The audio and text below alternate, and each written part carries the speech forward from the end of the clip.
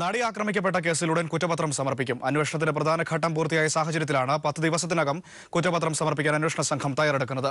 പ്രധാന പ്രതി പൾസർ സുനി ഉൾപ്പെടെ 7 പേർക്കെതിരെയുള്ള കുറ്റപത്രമാണ് അങ്കമാലി 1-ാം ക്ലാസ് മജിസ്ട്രേറ്റ് കോടതിയിൽ സമർപ്പിക്കുക.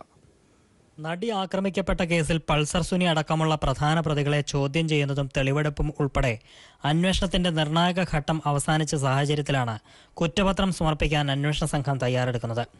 പൾസർ സുനി കൂടാതെ മാർട്ടിൻ, വടിവാൾ സലീം, പ്രദീപ്, മണികണ്ഠൻ, വിജീഷ്, ചാർലി എന്നിങ്ങനെ 7 പേർ പ്രതികളായ കുറ്റപത്രം തയ്യാറാക്കുന്നത് അവസാന ഘട്ടത്തിലാണ്. അങ്കമാലി 1-ാം ക്ലാസ് മജിസ്ട്രേറ്റ് കോടതിയിലാണ് അന്വേഷണ ഉദ്യോഗസ്ഥൻ ഡിവൈഎസ്പി KG ബാബുകുമാർ കുറ്റപത്രം സമർപ്പിക്കുക.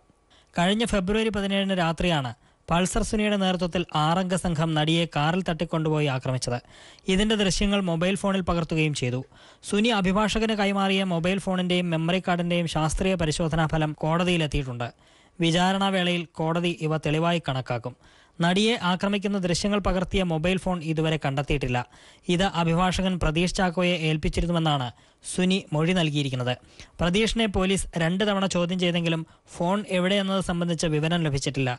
നിർണായക തെളിവായ ഫോൺ കണ്ടെത്താനായി അഭിഭാഷകനെ നിയമപരമായി കസ്റ്റഡിയിലെടുത്ത് ചോദ്യം ചെയ്യുന്നതിനെക്കുറിച്ച് പോലീസ് ആലോചിക്കുന്നുണ്ട്. പിടിയിലായ പ്രതികളുടെ ഫോൺ രേഖകൾ പോലീസ് വിശദമായി പരിശോധിച്ചു കഴിഞ്ഞിട്ടുണ്ട്. സംഭവത്തിലെ ഗൂഢാലോചനയെക്കുറിച്ച് അന്വേഷണം തുടരുമെന്ന് പോലീസ് അറിയിച്ചു. News bureau, Kochi.